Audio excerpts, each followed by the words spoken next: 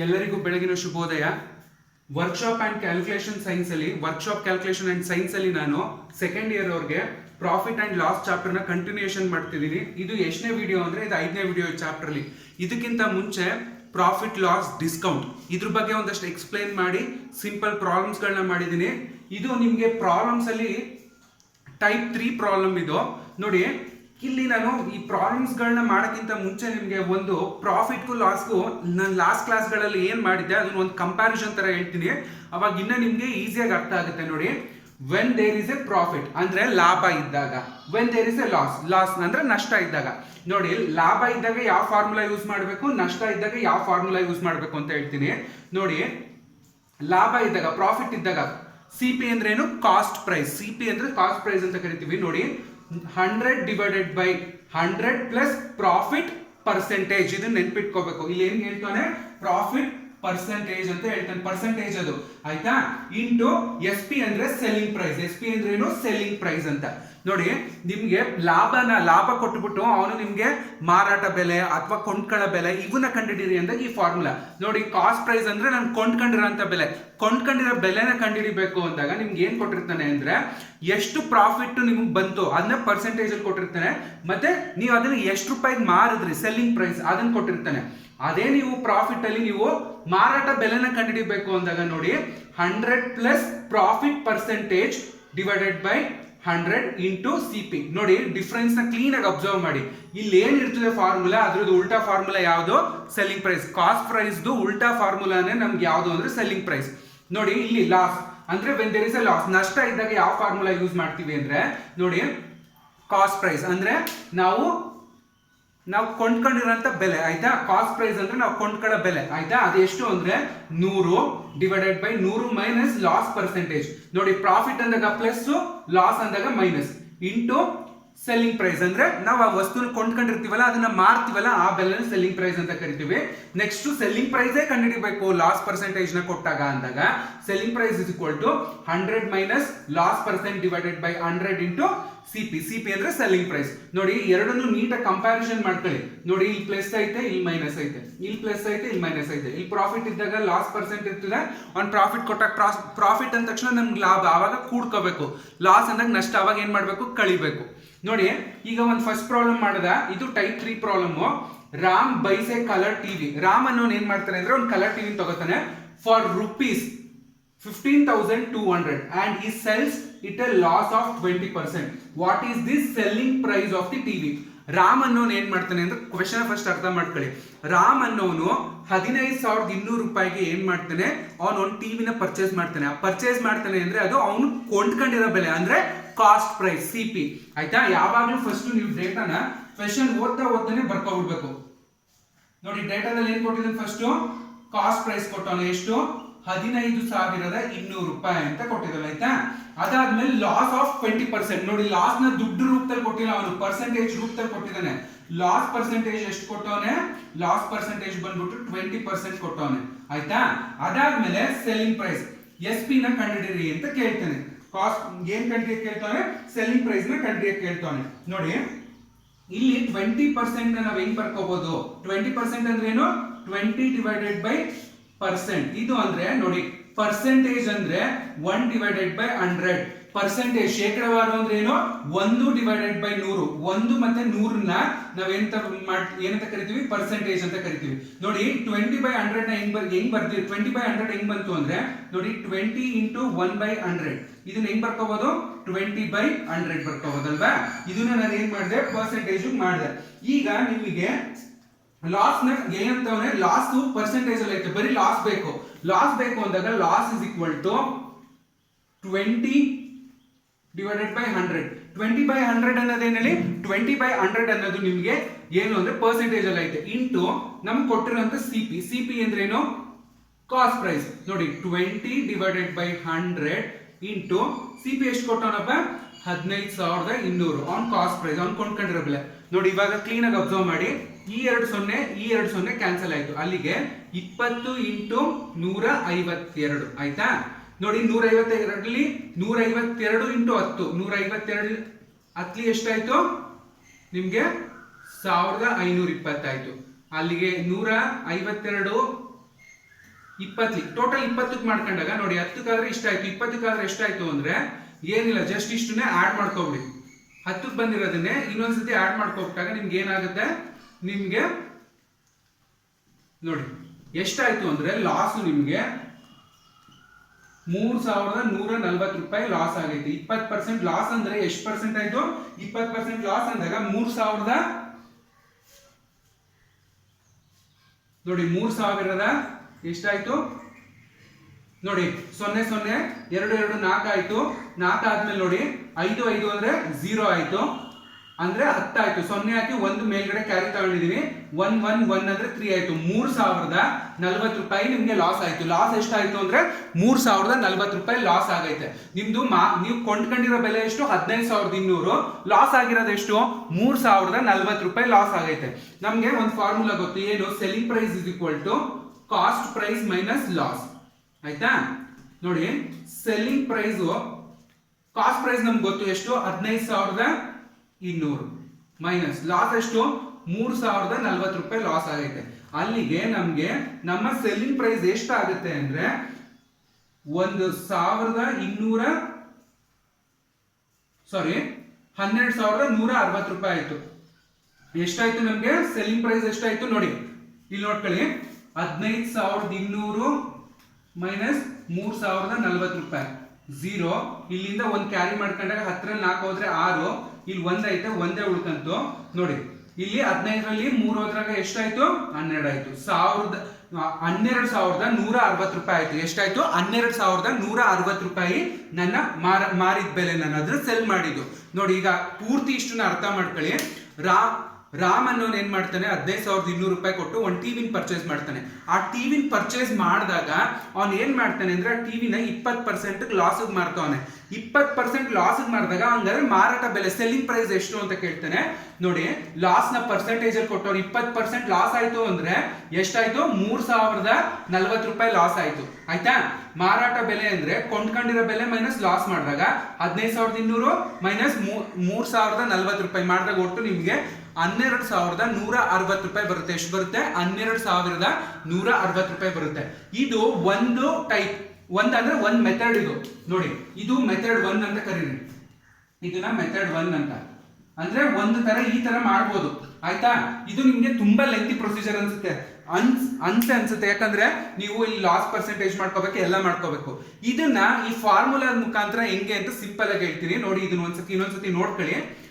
ನೋಡಿ, ಇಷ್ಟು ಪ್ರೊಸೀಜರ್ ಮಾಡ್ಬೇಕಾ, ನಿಮ್ಗೆ ಇರೋದು 2 ಮಾರ್ಕ್ಸ್ ಇರುತ್ತೆ, ಒಂದು ಕ್ವೆಶನ್ಗೆ 2 ಮಾರ್ಕ್ಸ್ ಇರುತ್ತೆ. ನಿಮ್ಗೆ ಇಷ್ಟೊಂದು ಪ್ರೊಸೀಜರ್ ಯೂಸ್ ಮಾಡ್ಬೇಕಾ, ಅದಕ್ಕೆ ಏನ್ ಮಾಡ್ತಾರೆ, ಪ್ರೊಸೀಜರ್ ದೊಡ್ಡದಾಯ್ತು ಅಂತ ಅಂದ್ಬಿಟ್ಟು ನಾನು ಈ ಮೆಥಡ್ ಇಂದ ಮಾಡಿಸ್ತೇನೆ, ಡೈರೆಕ್ಟ್ ಫಾರ್ಮುಲಾ ಹಾಕೊಂಡು ಮಾಡಿಸ್ಬೋದಿತ್ತು. ಈ ಮೆಥಡ್ ಮಾಡಿಸಿದ ಉದ್ದೇಶ ಏನಕ್ಕೆ ಅಂದಾಗ ನಿಮ್ಗೆ ಕಂಪ್ಯಾರಿಸನ್, ಅಂದ್ರೆ ನೀವು ಅದಕ್ಕೆ ಇದಕ್ಕೆ ಕಂಪೇರ್ ಮಾಡ್ಕೋಬಹುದು. ಆ ಕಂಪ್ಯಾರಿಸನ್ಗೋಸ್ಕರ ನಾನು ಏನ್ ಮಾಡಿದೀನಿ ಅಂದ್ರೆ ನಾನು ಇಲ್ಲಿ ನಿಮ್ಗೆ ಈ ತರ ಟೈಪ್ ಮೆಥಡ್ 1 ಈ ತರ ಮಾಡ್ಬೋದು ಅಂತ ತೋರಿಸಿದೀನಿ ನೋಡಿ. ಮೆಥಡ್ 2 ಅಲ್ಲಿ ನೀವು ಏನಿಲ್ಲ, ಜಸ್ಟ್ ಫಾರ್ಮುಲಾ ಅಪ್ಲೈ ಮಾಡೋದಷ್ಟೇ. ನೋಡಿ, ಇದನ್ನೆಲ್ಲ ರಬ್ ಮಾಡ್ತೀನಿ.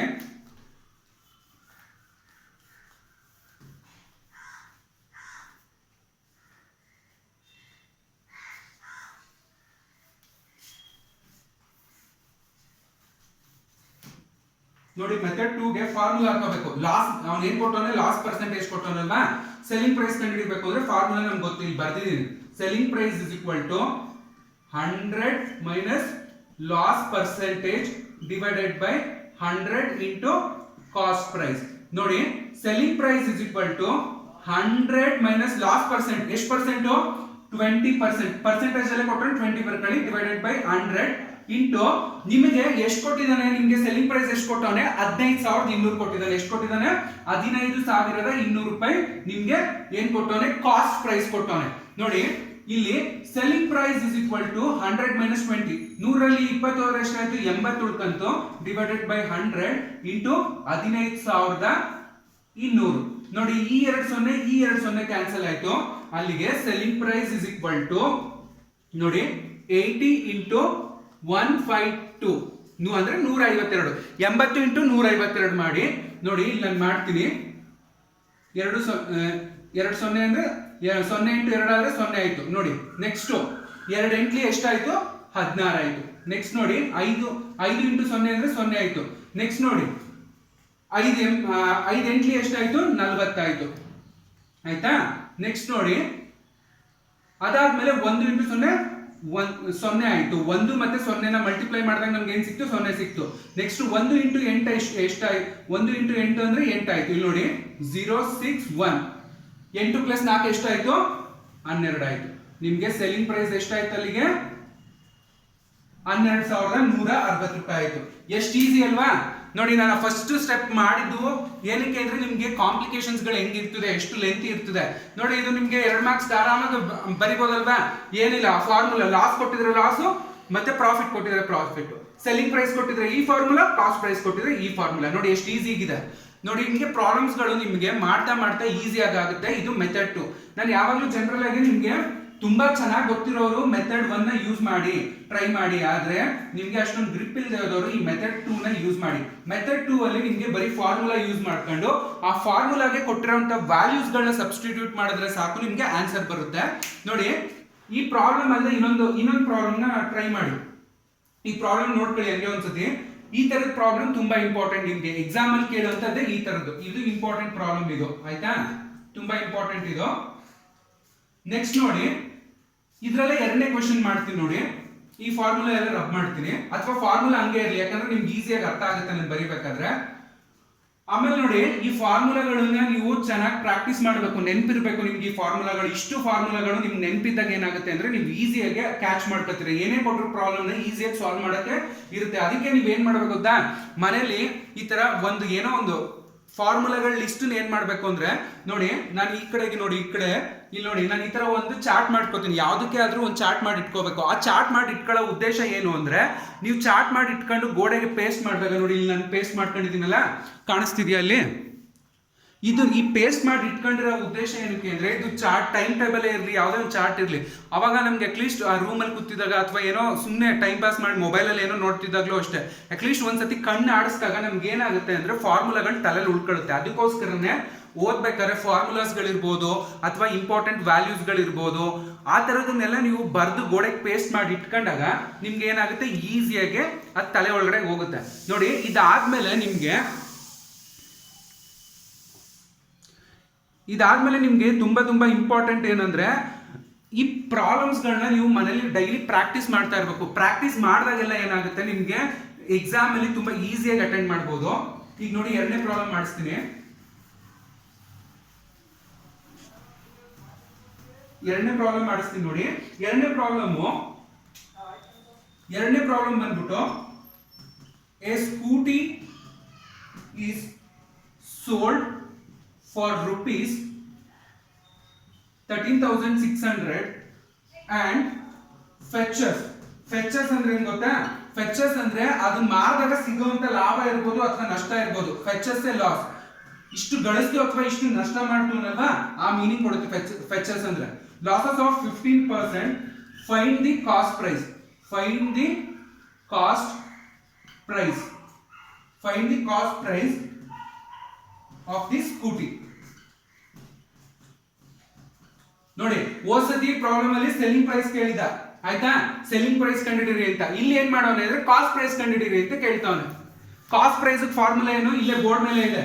ಇಲ್ಲಿ ಪ್ರಾಫಿಟ್ ಲಾಸ್ ಫಸ್ಟ್ ನೀವು ನೋಡ್ಕೋಬೇಕಾಗಿರೋ ಪಾಯಿಂಟ್ ಇದು. A scooty is sold for rupees ಅಂದ್ರೆ ಅವನು ಮಾರ್ತಾವನೆ ಅಂದಾಗ ಏನದು, ಡಾಟಾದಲ್ಲಿ ಯಾವಾಗ್ಲೂ ಮಾರೋದು ಅಂದ್ರೆ ಸೆಲ್ಲಿಂಗ್ ಪ್ರೈಸ್. ಸೆಲ್ಲಿಂಗ್ ಪ್ರೈಸ್ ಎಷ್ಟು ಕೊಟ್ಟಿದ್ದಾನೆ ಅಂದ್ರೆ 13,600 ರೂಪಾಯಿ. 13,600 ರೂಪಾಯಿ ಅವ್ನು ಸ್ಕೂಟಿನ ಮಾರ್ತಾವನೆ.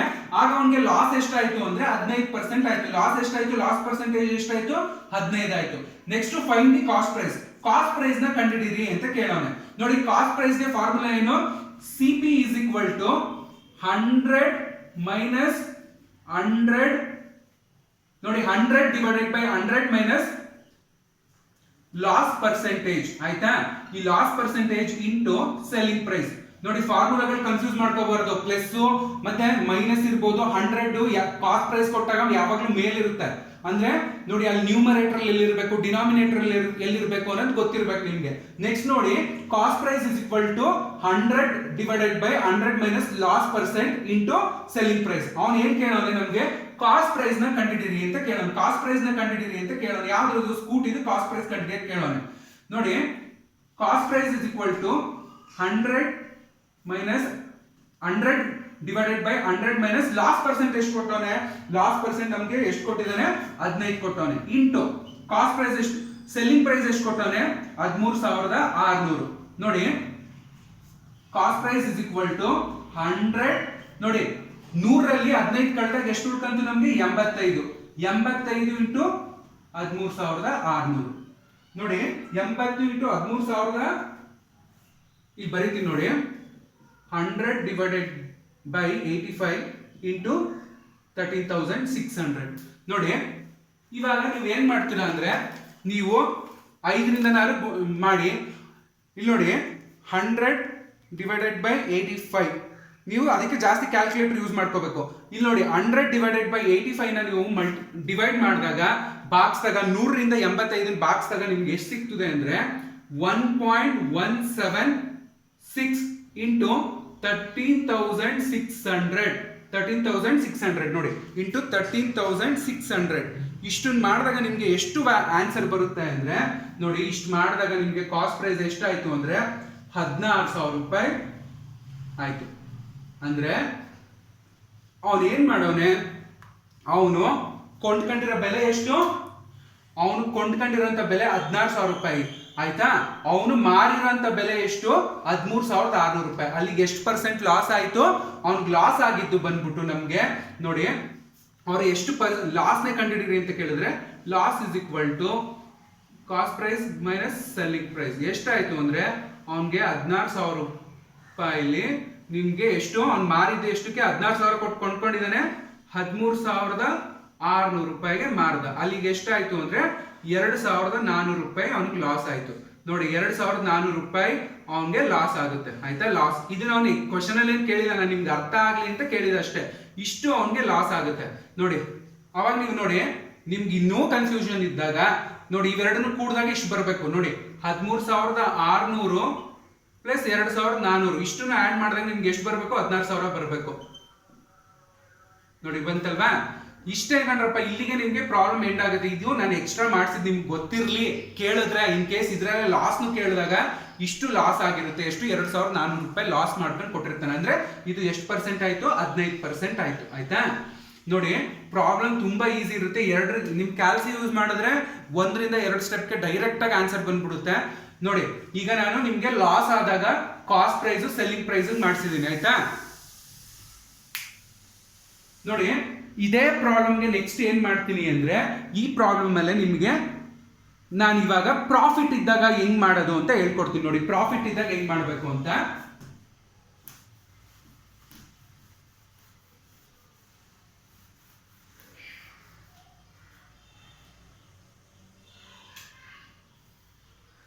ನೋಡಿ 3ನೇ problem, Vasu buys a rice bag for rupees 2,000 and sells it at a profit. ನೋಡಿ ಲಾಭ ಪ್ರಾಫಿಟ್ ಅಂತ ಹೇಳಿದೀನಿ, ಪ್ರಾಫಿಟ್ ಆಫ್ 5%. ಅವನು ಏನ್ ಮಾಡ್ತಾನೆ ಅಂದ್ರೆ, ವಾಸು ಅನ್ನೋನು ಒಂದು ರೈಸ್ ಬ್ಯಾಗ್ ನ ತಗೋತಾನೆ, ಅಂದ್ರೆ ಅಕ್ಕಿ ಚೀಲ ತಗೋತಾನೆ. ಎಷ್ಟು ಅಂದ್ರೆ 2,000 ರೂಪಾಯಿ ಕೊಟ್ಟು ತಗೋತಾನೆ, ಅದನ್ನ 5% ಪ್ರಾಫಿಟ್ ಗೆ ಮಾರ್ತಾನೆ. ಹಾಗಾದ್ರೆ what is this selling price, ಹಂಗಾದ್ರೆ ಮಾರಾಟ ಬೆಲೆ ಎಷ್ಟು ಅಂತ ಕೇಳ್ತಾನೆ. What is this selling price of rice bag. ನೋಡಿ ಕ್ವೆಶ್ಚನ್ ಫಸ್ಟ್ ಅರ್ಥ ಮಾಡ್ಕೊಳ್ಳಿ.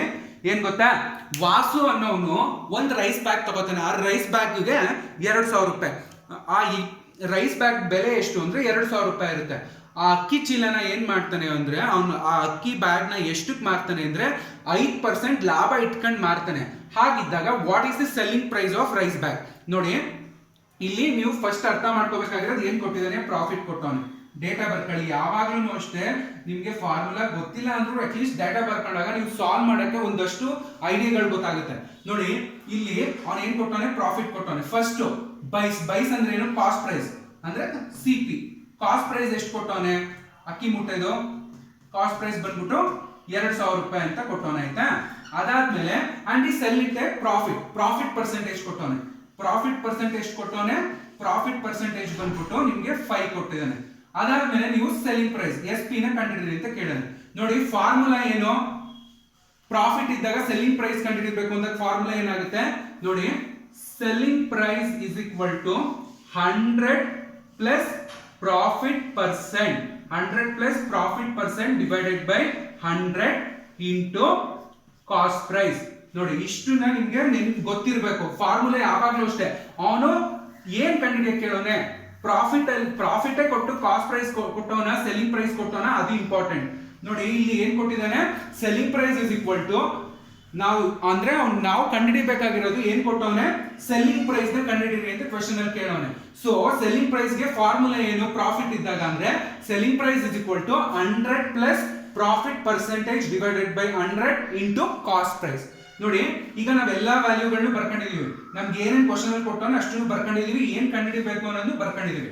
ನೋಡಿ ಸೆಲ್ಲಿಂಗ್ ಪ್ರೈಸ್ ನಾವು ಕಂಡುಹಿಡಿಬೇಕಾಗಿರೋ ಸೆಲ್ಲಿಂಗ್ ಪ್ರೈಸ್ ಓಕೆ. ಅದಾದ್ಮೇಲೆ 100 ಪ್ರಾಫಿಟ್ ಎಷ್ಟು ಕೊಟ್ಟವನೆ, ಪ್ರಾಫಿಟ್ ಪರ್ಸೆಂಟ್ 5 ಕೊಟ್ಟವನೆ ಓಕೆನಾ, ಡಿವೈಡೆಡ್ ಬೈ 100. ಕಾಸ್ಟ್ ಪ್ರೈಸ್ ಎಷ್ಟು ಕೊಟ್ಟವನೆ, 2000 ಕೊಟ್ಟಿದ್ದಾನೆ ಕಾಸ್ಟ್ ಪ್ರೈಸ್. ನೋಡಿ ಕಾಸ್ಟ್ ಪ್ರೈಸ್ ಬಂದ್ಬಿಟ್ಟು 2000 ಕೊಟ್ಟವನೆ. ಸೊ ಇಲ್ಲಿ ನೋಡಿ selling price is equal to 100 plus 5 ಎಷ್ಟಾಯ್ತು, 105 ಆಯ್ತು, ಡಿವೈಡೆಡ್ ಬೈ 100 ಇಂಟು 2000. ನೋಡಿ ಈ 2 ಈ 2 ಕ್ಯಾನ್ಸಲ್ ಆಯ್ತು.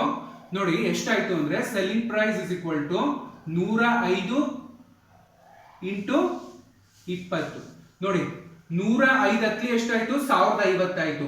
105 ಹತ್ಲಿ 1050 ಆದ್ರೆ 105 20 ಎಷ್ಟಾಯ್ತು, 2100 ರೂಪಾಯಿ ಆಯ್ತು. ಎಷ್ಟಾಯ್ತು, 2100 ರೂಪಾಯಿ. ಅವನು ಮಾರಿದ ಬೆಲೆ ಎಷ್ಟು, 2100 ರೂಪಾಯಿ. ಅವನು ನೋಡಿ ಸೆಲ್ಲಿಂಗ್ ಪ್ರೈಸ್ ಎಷ್ಟಾಯ್ತು, 2100 ರೂಪಾಯಿ ಆಯ್ತು. ನೋಡಿ ತುಂಬಾ ಇಂಪಾರ್ಟೆಂಟ್, ಕೇಳಿಸ್ಕೊಳ್ಳಿ ಹಂಗೆ ಒಂದ್ಸತಿ. ವಾಸು ಅನ್ನೋನು ಏನ್ ಮಾಡ್ತಾನೆ, ಒಂದು ಅಕ್ಕಿ ಬ್ಯಾಗ್ ನ ತಗೋತಾನೆ, 2000 ರೂಪಾಯಿಗೆ ತಗೊಂಡು ಅದನ್ನ 5% ಲಾಭಕ್ಕೆ ಮಾಡ್ತಾನೆ. ಅಂದ್ರೆ ಎಷ್ಟಾಯ್ತು, 5% ಲಾಭಕ್ಕೆ ಮಾರ್ತಿದ್ದಾನೆ ಅಂದಾಗ ಅವ್ನು ಮಾರಿದ ಬೆಲೆ ಎಷ್ಟು, ಸೆಲ್ಲಿಂಗ್ ಪ್ರೈಸ್ 2100 ರೂಪಾಯಿ. ಇಷ್ಟನ್ನ ನಾನು ಇನ್ನ ಸಿಂಪಲ್ ಆಗಿ ಒಂದೇ ಒಂದು 2 ಸ್ಟೆಪ್ ಅಲ್ಲಿ ಹೇಳ್ಬೋದು. ಅಂದ್ರೆ ನೋಡಿ 2000 ರೂಪಾಯಿ ಅನ್ನೋದು ನಂದು 100% ಆಯ್ತಾ. ನೋಡಿ 10% ಅಂದ್ರೆ ಎಷ್ಟಾಯ್ತು, ಇದೊಂದು 0 ತೆಗೆದಾಗ 10% ಎಷ್ಟಾಯ್ತು, 200 ರೂಪಾಯಿ ಆಯ್ತು. ಅದೇ 1%ಗೆ ಇನ್ನ ಒಂದು 0 ತೆಗೆದ್ಬಿಟ್ಟು ಎಷ್ಟಾಯ್ತು 1% ಅಂದಾಗ 20 ಆಯ್ತು. ನೋಡಿ 1%ಗೆ 20 ಆದ್ರೆ 5%ಗೆ ಎಷ್ಟು, 5 ಇಂಟು 20 ಮಾಡಿ, 5 ಇಂಟು 20 ಅಂದ್ರೆ ಎಷ್ಟಾಯ್ತು, 100 ರೂಪಾಯಿ ಆಯ್ತು. 5% ಅಂದ್ರೆ ಎಷ್ಟು, 100 ರೂಪಾಯಿ. ನೋಡಿ ಇಲ್ಲಿ ನಾನು ಯಾವ್ದಾರ ಫಾರ್ಮುಲಾ ಯೂಸ್ ಮಾಡಿದೆ, ಯಾವ್ದಾರ ಕ್ಯಾಲ್ಸಿ ಯೂಸ್ ಮಾಡಿದೆ, ಏನು ಮಾಡಲಿಲ್ಲ. ನೋಡಿ ಆನ್ಸರ್ನ ಈ ರೀತಿನೂ ತರ್ಬೋದು. ಆದ್ರೆ ಇವೆಲ್ಲ ನಿಮ್ಗೆ ಚೆನ್ನಾಗಿ ಮಾಡಕ್ ಗೊತ್ತಿದ್ದಾಗ ಮಾತ್ರ ಮಾಡ್ಬೋದು. ನಿಮ್ಗೆ ತುಂಬಾ ಪ್ರಾಕ್ಟೀಸ್ ಬೇಕು. ಇದಕ್ಕೆ ಪ್ರಾಕ್ಟೀಸ್ ಇದ್ದಷ್ಟು ನೀವು ಪರ್ಫೆಕ್ಟ್ ಆಗ್ತೀರಾ. ಪ್ರಾಕ್ಟೀಸ್ ಮೇಕ್ಸ್ ಮ್ಯಾನ್ ಪರ್ಫೆಕ್ಟ್ ಅಂತ ಅನ್ನಲ್ವಾ, ಹಂಗೆ ನೋಡಿ ಪ್ರಾಕ್ಟೀಸ್ ಇದ್ದಾಗ ನೀವು 2-3 ಲೈನ್ ಅಲ್ಲೇ ವಿತೌಟ್ ಕ್ಯಾಲ್ಸಿ ವಿತೌಟ್ ಏನು ಇಲ್ದಂಗೆ ಜಸ್ಟ್ ನೀವೇನ್ ಮಾಡ್ಕೋಬಹುದು, ಆನ್ಸರ್ ತರಬಹುದು. ನೋಡಿ ಇಲ್ಲಿ ನೀವು ಫಾರ್ಮುಲಾನ ನೆನ್ಪಿಟ್ಕೊಳ್ಳೋದು ಈಸಿ. ಏನಕ್ಕೆ, ಒಂದ್ಸತಿ ನೀವು ಫಾರ್ಮುಲಾನ ನೆನ್ಪಿಟ್ಕೊಬಿಟ್ರೆ ಮರೆಯೋದಿಲ್ಲ. ಸೊ ಅದಕ್ಕೋಸ್ಕರ ನೀವು ಈ ಫಾರ್ಮುಲಾ ನೆನ್ಪಿಟ್ಕೊಂಡು ಮಾಡೋದು ತುಂಬಾ ಈಸಿ ಇರ್ತದೆ. ಮತ್ತೆ ಆನ್ಸರ್ ಅಷ್ಟೇ, ಎಲ್ಲೂ ತಪ್ಪಾಗಲ್ಲ, ಆಕ್ಯುರೇಟ್ ಆಗಿ ಬರುತ್ತೆ. ನೋಡಿ ಸೆಲ್ಲಿಂಗ್ ಪ್ರೈಸ್ ಎಷ್ಟಾಯ್ತು, 2100 ರೂಪಾಯಿ ಆಯ್ತು. ಅದೇ ಇನ್ ಕೇಸ್ ಇದನ್ನೇ ಕಾಸ್ಟ್ ಪ್ರೈಸ್ ಕಂಡಿದ್ದೀರಿ ಅಂತ ಕೇಳಿದಾಗ ಹಿಂಗೆ ಅಂತ ಅದನ್ನು ಮಾಡಿಸ್ತೀನಿ. ನೋಡಿ ಸೆಕೆಂಡ್ ಪ್ರಾಬ್ಲಮ್ ಮಾಡಿಸ್ತಿದೆ ಗೊತ್ತಾ, ಸ್ಕೂಟಿ ಅಂತ ಕೊಟ್ಬಿಟ್ಟು ಅದನ್ನೇ ಇಲ್ಲಿ ಲಾಭ ಕೊಟ್ಬಿಟ್ಟು ಮಾಡೋದು ಹೆಂಗೆ ಅಂತ ಹೇಳ್ಕೊಡ್ತೀನಿ. ನೋಡಿ ಇದನ್ನ ರಬ್ ಮಾಡ್ತೀನಿ ನೋಡ್ಕೊಳ್ಳಿ. ಇದಿಷ್ಟು ತುಂಬಾ ತುಂಬಾ ಇಂಪಾರ್ಟೆಂಟ್ ಪ್ರಾಬ್ಲಮ್ಮು. ಸೊ ಅದಕ್ಕೋಸ್ಕರ ನೀವೇನು ಅಂದ್ರೆ ಈ ಪ್ರಾಬ್ಲಮ್ಸ್ಗಳನ್ನ ಆದಷ್ಟು ಪ್ರಾಕ್ಟೀಸ್ ಮಾಡಬೇಕು. ಪ್ರಾಕ್ಟೀಸ್ ಮಾಡ್ತಾ ಇದ್ದಷ್ಟು ನಿಮ್ಗೆ ಏನಾಗುತ್ತೆ ಗೊತ್ತಾ, ಇಲ್ಲಿ ವಿಧಗಳು ಅಂದ್ರೆ ಟೈಪ್ಸ್ಗಳು ತುಂಬಾ ಜಾಸ್ತಿ ಇರೋದ್ರಿಂದ ನೀವು ಆಲ್ಮೋಸ್ಟ್ ಏನ್ ಮಾಡಬೇಕು ಅಂದ್ರೆ ಜಾಸ್ತಿ ಮನೇಲಿ ಪ್ರಾಕ್ಟೀಸ್ ಮಾಡಬೇಕು. ಏನ್ ಗೊತ್ತಾ, ವ್ಯಾಲ್ಯೂಸ್ಗಳನ್ನ ನೀವು ಚೇಂಜ್ ಮಾಡ್ಕೊಂಡು, ಈಗ ನಾವಿಲ್ಲಿ ಒಂದ್ ಟೈಪಲ್ಲಿ 1-2 ಮಾಡ್ಸಿರ್ತೀವಿ ಅಥವಾ 4 ಮಾಡ್ಸಿರ್ತೀವಿ, ಅಷ್ಟೇ ಸಾಕಾಗಲ್ಲ. ನೀವು ಪ್ರಾಕ್ಟೀಸ್ ಮಾಡ್ತಾ ಇರಬೇಕು. ಹೆಂಗ್ ಮಾಡಬೇಕು ವ್ಯಾಲ್ಯೂಸ್ಗಳನ್ನ, ಈಗ ನೋಡಿ ಇಲ್ಲಿ ನಾನು 2000 ಕೊಟ್ಟಿರೋ ಕಡೆಗೆ 10,000 ಹಾಕೊಳ್ಳಿ, 5% ಕಡೆಗೆ 10% ಹಾಕೊಳ್ಳಿ, 15% ಹಾಕೊಳ್ಳಿ, ಅಥವಾ 2.5% ಅಂತ ಹಾಕೊಳ್ಳಿ. ಆ ತರ ಹಾಕೊಂಡು ವ್ಯಾಲ್ಯೂಸ್ಗಳನ್ನ ಚೇಂಜ್ ಮಾಡ್ಕೊಂಡು ನೀವೇನ್ ಮಾಡ್ಬೋದು, ಪ್ರಾಬ್ಲಮ್ಸ್ಗಳನ್ನ ಮಾಡ್ಬೋದು. ನೋಡಿ ಈಗ 4th ಪ್ರಾಬ್ಲಮ್ ಮಾಡಿಸ್ತೀನಿ.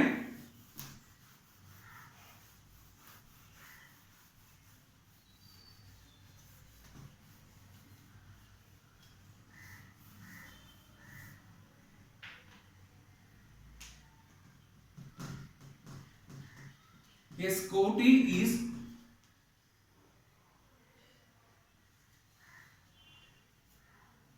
sold for rupees 20,000. ಓಕೆನಾ, 20,000 and fetches a profit of 10%. Find the cost price of the scooty. ನೋಡಿ, ಒಂದು ಸ್ಕೂಟಿನ ಮಾರ್ತಾವ್ರೆ ಅಂದ್ರೆ selling price. A scooty sold for ₹20,000. ಒಂದು ಗಾಡಿನ ಏನ್ ಮಾಡ್ತಾವ್ರೆ, 20,000 ರೂಪಾಯಿ ಮಾರ್ತಾವ್ರೆ. And fetches a profit of 10%. ಆ 20,000 ರೂಪಾಯಿ ಮಾರ್ದಾಗ ಅವ್ರಿಗೆ ಎಷ್ಟು ಬಂತು, 10% ಲಾಭ ಬಂತು. ಹಾಗಾದ್ರೆ find the cost price of the scooty. ಹಂಗಾದ್ರೆ ಅವ್ನ ಸ್ಕೂಟಿನ ಅವನು ತಗೊಂಡಿರ್ತಾನಲ್ಲ, ಪರ್ಚೇಸ್ ಮಾಡಿರ್ತಾನಲ್ಲ, ಕೊಂಡ್ಕೊಂಡಿರ್ತಾನಲ್ಲ, ಆ ಬೆಲೆ ಎಷ್ಟು ಅಂತ. ಈಗ ನಾನು ಒಂದು ಗಾಡಿನ ತಗೊಂಡಿದ್ದೀನಿ, ಆ ಗಾಡಿನ ನಾನು ಏನ್ ಮಾಡ್ತಾ ಇದ್ದೀನಿ ಅಂದ್ರೆ 20% ಲಾಭಕ್ಕೆ ಮಾರ್ತಾ ಇದ್ದೀನಿ. ಆಗ ಮಾರ್ದಾಗ ನಂಗೆ ಎಷ್ಟು ರೂಪಾಯಿ ಬಂತು ಅಂದ್ರೆ 20,000 ರೂಪಾಯಿ ಬಂತು. 20% ಅಂದ್ರೆ ಇದು ನಾನು ಮಾರಿರೋ ಸೆಲ್ಲಿಂಗ್ ಪ್ರೈಸ್. ಹಾಗಾದ್ರೆ ಕಾಸ್ಟ್ ಪ್ರೈಸ್ ಏನು ಅಂತ ಕೇಳ್ತಿದ್ದಾನೆ. ನೋಡಿ, ಫಸ್ಟ್ ಡೇಟಾ ಬರ್ಕೊಳ್ಳಿ. ಡೇಟಾನ ಏನ್ ಬರ್ಕೋಬೇಕು, ಡೇಟಾ ಇಸ್ ಈಕ್ವಲ್ ಟು, ಯಾವಾಗಲೂ ಡೇಟಾ ಬರ್ಕೋಬೇಕಾದ್ರೆ ಏನು, ಅವ್ನು ಕೊಡ್ತಾ ಇರೋದು ಸೆಲ್ಲಿಂಗ್ ಪ್ರೈಸ್ ಕೊಟ್ಟವನು. ಸೆಲ್ಲಿಂಗ್ ಪ್ರೈಸ್ ಎಷ್ಟು ಕೊಟ್ಟವನೆ, 20,000 ರೂಪೀಸ್ ಅಂತ ಕೊಟ್ಟವನು ಸೆಲ್ಲಿಂಗ್ ಪ್ರೈಸ್. ಓಕೆನಾ. ಪ್ರಾಫಿಟ್ ಪರ್ಸೆಂಟೇಜ್ ಕೊಟ್ಟಿದ್ದಾನೆ. ಪ್ರಾಫಿಟ್ ಪರ್ಸೆಂಟೇಜ್ ಎಷ್ಟು, 10% ಕೊಟ್ಟಿದ್ದಾನೆ. ಪ್ರಾಫಿಟ್ ಪರ್ಸೆಂಟೇಜ್ ಎಷ್ಟು ಕೊಟ್ಟವನೆ, 10% ಅಂತ ಕೊಟ್ಟಿದ್ದಾನೆ. ಅದಾದ್ಮೇಲೆ ನೀವು ಕಾಸ್ಟ್ ಪ್ರೈಸ್ ನ ಕಂಡುಹಿಡಿಬೇಕು. ನೋಡಿ, ಇಲ್ಲಿ ನೋಡಿ, ಫಸ್ಟ್ ನಿಮ್ಗೆ ಏನ್ ಗೊತ್ತಿರ್ಬೇಕು, ಇಲ್ಲಿ ಏನ್ ಕಂಡುಹಿಡಿತಾ ಇದೀವಿ ನಾವು, ಪ್ರಾಫಿಟ್ ಅನ್ನೋದನ್ನ ಕೊಟ್ಟವನೆ, ಕಾಸ್ಟ್ ಪ್ರೈಸ್ ನ ಕಂಡುಹಿಡಿತೀವಿ. ಪ್ರಾಫಿಟ್ ಅಂದ ತಕ್ಷಣ ನೋಡಿ, ಪ್ರಾಫಿಟ್ ಅಂದ ತಕ್ಷಣ ನೀವು ಏನ್ ಕಂಡುಹಿಡಿಬೇಕಾಗಿರೋದು, ಪ್ರಾಫಿಟ್ ಅಲ್ಲಿ ಸೆಲ್ಲಿಂಗ್ ಪ್ರೈಸ್ ಕಾಸ್ಟ್ ಪ್ರೈಸ್. ಅವನು ಏನ್ ಕೇಳ್ತಾನೆ, cost price. Cost price formula ಏನು, cost price is equal to 100 divided by 100 plus profit percent. 100 plus profit percent into selling price. ನೋಡಿ, ಕಾಸ್ಟ್ ಪ್ರೈಸ್ ನಾವು ಕಂಡುಹಿಡಿಬೇಕಾಗಿರೋದು 100 ಪ್ಲಸ್, ನೋಡಿ ಪ್ರಾಫಿಟ್ ಪರ್ಸೆಂಟ್ ಎಷ್ಟು, 10% ಕೊಟ್ಟನು. Profit percentage 10%. ಆಯ್ತಾ, ಇಂಟು ಮಾರಾಟ ಬೆಲೆ ಎಷ್ಟು ಕೊಟ್ಟನು, ಸೆಲ್ಲಿಂಗ್ ಪ್ರೈಸು 20,000 ಕೊಟ್ಟನು. ಆಯ್ತಾ, 20,000 ಕೊಟ್ಟಿದ್ದಾನೆ. ನೋಡಿ, ಈಗ ಇಲ್ಲಿ ಬರೀತೀನಿ ನೋಡ್ಕೊಳ್ಳಿ. Cost price is equal to 100. ನೋಡಿ, 100 ಪ್ಲಸ್ 10 ಎಷ್ಟಾಯ್ತು, 110 ಆಯ್ತು. ಇಂಟು ಎಷ್ಟು, ಸೆಲ್ಲಿಂಗ್ ಪ್ರೈಸ್ 20,000. ಓಕೆನಾ. ಇದು 0, ಇದು 0 ಕ್ಯಾನ್ಸಲ್ ಆಯ್ತು. ನೋಡಿ, ಈಗ ಏನು ಉಳ್ಕಂತು ಅಂದ್ರೆ 100 ಡಿವೈಡೆಡ್ ಬೈ 11 ಇಂಟು 2000. ನೋಡಿ, 100 ಡಿವೈಡೆಡ್ ಬೈ 11 ಇಂಟು 2000 ಉಳ್ಕಂತು. ನೋಡಿ, ಈಗ ನೀವು ಕ್ಯಾಲ್ಸಿನ ಆದಷ್ಟು ಯೂಸ್ ಮಾಡಿದಾಗ ನಿಮ್ಗೆ ಸ್ಟೆಪ್ಸ್ಗಳು ತುಂಬಾ ಕಡಿಮೆ ಆಗ್ಬಿಡುತ್ತೆ. ನೋಡಿ, 100 ಡಿವೈಡೆಡ್ ಬೈ 11, 100ನ 11ರಿಂದ ಬಾಕ್ಸ್ದಾಗ ಎಷ್ಟಾಯ್ತು ಅಂದ್ರೆ 9.09 ಇಂಟು 2000. ನೋಡಿ, ಇವಾಗ ಇಂಟು 2000 ಮಾಡಿದಾಗ ಎಷ್ಟು ಬರುತ್ತೆ ಅಂದ್ರೆ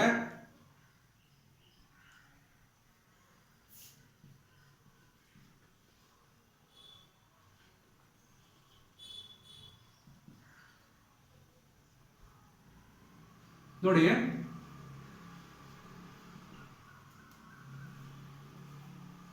ನೋಡಿ ಇಲ್ಲಿ ಏನು ಎಷ್ಟು ಬರುತ್ತೆ ಅಂದ್ರೆ, ನಾವು 20,000ಕ್ಕೆ ಗಾಡಿನ ಮಾರಿದೀವಿ, ಆದ್ರೆ ನಾನು ಕೊಂಡ್ಕೊಂಡಿರೋ ಬೆಲೆ ಎಷ್ಟು ಅಂದ್ರೆ 18,181 ರೂಪಾಯಿ 0.8 ಪೈಸಾ. ಇಷ್ಟು ಬೆಲೆಗೆ ನಾನು ಏನ್ ಮಾಡಿರ್ತೀನಿ, ಈ ಗಾಡಿನ ನಾನು ಕೊಂಡ್ಕೊಂಡಿರ್ತೀನಿ. ಇದು ನಂದು ಕಾಸ್ಟ್ ಪ್ರೈಸ್. ಆಯ್ತಾ, ಇದು ನಂದು ಏನು, ಕಾಸ್ಟ್ ಪ್ರೈಸ್. ಓಕೆನಾ. ಹಾಗಾದ್ರೆ ನೋಡಿ, ಇಷ್ಟು ನಂದು ಕಾಸ್ಟ್ ಪ್ರೈಸ್. ನಾನು ಕೊಂಡ್ಕೊಂಡಿರುವಂತ ಸೆಲ್ಲಿಂಗ್ ಪ್ರೈಸ್ ಎಷ್ಟಿದೆ, ಸೆಲ್ಲಿಂಗ್ ಪ್ರೈಸ್ ನಾನು ಇದನ್ನ ಮಾರಿರೋದು, ನನ್ನ ಸೆಲ್ಲಿಂಗ್ ಪ್ರೈಸ್ ನಾನು ಮಾರಿರೋದು ಎಷ್ಟಕ್ಕೆ, ಗಾಡಿನ 20,000 ರೂಪಾಯಿ ಮಾರಿದ್ದೀನಿ. 20,000 ರೂಪಾಯಿ ಮಾರಿದ್ದೀನಿ. ನಂಗೆ ಮಾರೋದ್ರಿಂದ ನಂಗೆ ಎಷ್ಟು ಲಾಭ ಬಂತು ಅಂದ್ರೆ ನಂಗೆ 10% ಲಾಭ ಬಂದಿದೆ. ಎಷ್ಟು ಪರ್ಸೆಂಟ್ ಲಾಭ ಬಂದಿದೆ, 10% ಲಾಭ ಬಂದಿದೆ. ಓಕೆನಾ. ನೋಡಿ, ಈ ತರ ನಿಮ್ಗೆ ಪ್ರಾಬ್ಲಮ್ಸ್ಗಳನ್ನ ತುಂಬಾ ಟ್ರೈ ಮಾಡ್ತಾ ಇದ್ದಾಗ ಪ್ರಾಬ್ಲಮ್ಸ್ಗಳನ್ನ ಏನಾಗುತ್ತೆ ಅಂದ್ರೆ ನಿಮ್ಗೆ ವ್ಯಾಲ್ಯೂಸ್ಗಳು, ಯಾವುದೇ ತರ ವ್ಯಾಲ್ಯೂಸ್ಗಳು ಬಂದ್ರು ನಿಮ್ಗೆ ಕಷ್ಟ ಅನ್ಸಲ್ಲ. ಪ್ರಾಬ್ಲಮ್ ಏನ್ ಮಾಡ್ಬೋದು, ಈಸಿಯಾಗಿ ಸಾಲ್ವ್ ಮಾಡ್ಬೋದು. ನೋಡಿ, ನಾನು ಕೊಂಡ್ಕೊಂಡಿರುವಂತಹ ಗಾಡಿ ರೈಟ್ ಎಷ್ಟು, ಈಗ ನನ್ನ ಒಂದು ಗಾಡಿನ ಕೊಂಡ್ಕೊಂಡಿದ್ದೀನಿ. ಆ ಗಾಡಿ ಕೊಂಡ್ಕೊಂಡಿರೋದು ಎಷ್ಟಕ್ಕೆ ಅಂದ್ರೆ 18,181 ರೂಪಾಯಿ 0.8 ಅಂತ ಇದೆಯಲ್ಲ, ಆ 0.8 ಅನ್ನೋದು ನೀವು ರೌಂಡ್ ಫಿಗರ್ ಮಾಡ್ಕೋಬಹುದು. ಅಂದ್ರೆ 82 ರೂಪಾಯಿ ಅಥವಾ 18,182 ರೂಪಾಯಿ ಅಂತನಾರು ಇಟ್ಕೋಬಹುದು, ಅಥವಾ 181. ಇಲ್ಲಿ 0.8 ಇರೋದ್ರಿಂದ 82 ರೂಪಾಯಿ, ಅಪ್ರಾಕ್ಸಿಮೇಟ್ ಆಗಿ 18,182 ರೂಪಾಯಿ ಅಂತ ಇಟ್ಕೋಬಹುದು. ಇಷ್ಟು ರೂಪಾಯಿಗೆ ನನ್ನ ಗಾಡಿನ ಯಾರ ಹತ್ರನೋ ಒಬ್ಬರಿಂದ ಕೊಂಡ್ಕೊಂಡಿದ್ದೀನಿ. ಆಯ್ತಾ. ಅದನ್ನ ನಾನು 10% ಲಾಭಕ್ಕೆ ಮಾಡಿದಾಗ ನನ್ಗೆ ಎಷ್ಟು ಬಂತು ಅಂದ್ರೆ 20,000 ರೂಪಾಯಿ ದುಡ್ಡು ಬಂತು. ಆಯ್ತಾ, ಇದು ನಾನು ಮಾರಿರುವಂತ ಬೆಲೆ, ಸೆಲ್ಲಿಂಗ್ ಪ್ರೈಸ್. ಇದು ನಾನು ಫಸ್ಟ್ ಕೊಂಡ್ಕೊತೀನಲ್ಲ, ಅಂದ್ರೆ ನಾನು ಇನ್ನೊಬ್ಬ ವ್ಯಕ್ತಿಯಿಂದ ಗಾಡಿನ ಕೊಂಡ್ಕೊಂಡಿರೋ ಬೆಲೆ, ಇದು ನಾನು ಇನ್ನೊಬ್ಬ ವ್ಯಕ್ತಿಗೆ ಗಾಡಿನ ಮಾರಿರೋ ಬೆಲೆ. ನೋಡಿ, ಇದರಲ್ಲಿ ಈ 4 ಪ್ರಾಬ್ಲಮ್ ತುಂಬಾ ಇಂಪಾರ್ಟೆಂಟ್ ಐತೆ. ಇದಲ್ಲದೆ ನಿಮಗೆ ಇನ್ 2 ಟೈಪ್ ಪ್ರಾಬ್ಲಮ್ಸ್ ಡಿಸ್ಕೌಂಟ್ ಮೇಲೆ, ಈ ತರ ಇನ್ನೊಂದು 2 ತರದ ಪ್ರಾಬ್ಲಮ್ ಇದೆ. ಅದಾದ್ರೆ ಪೂರ್ತಿ ಈ ಚಾಪ್ಟರ್ ಮುಗಿಯುತ್ತೆ. ಈ ಚಾಪ್ಟರ್ನ ತುಂಬಾ ಕಾನ್ಸಂಟ್ರೇಟ್ ಮಾಡಿ, ಯಾಕಂದ್ರೆ ಈ ಚಾಪ್ಟರ್ ಕರೆಕ್ಟಾಗಿ ಕಲ್ತ್ರೆ ನಿಮ್ಗೆ ಎಲ್ಲೂ 1 ಮಾರ್ಕ್ಸು ವೇಸ್ಟ್ ಆಗಲ್ಲ. Thank you.